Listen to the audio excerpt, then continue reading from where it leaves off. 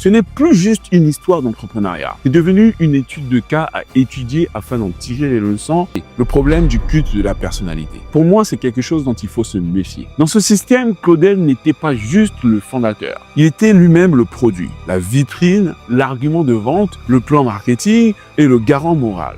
Tout reposait sur l'image de Claudel, sur sa figure. Et quand cette figure a commencé à vaciller, c'est tout le château de cartes qui a commencé à s'effondrer tout seul. Cette affaire, elle doit nous réveiller sur plusieurs points. Elle doit nous faire comprendre qu'en entrepreneuriat, l'image ne remplace pas la rigueur. C'est pas parce que tu as des likes que ça va remplacer le bilan. Ce qu'il faut comprendre aussi, c'est que même si le projet est très séduisant, s'il n'est pas structuré, s'il n'est pas piloté, s'il n'est pas bien encadré, il va toujours finir par imploser.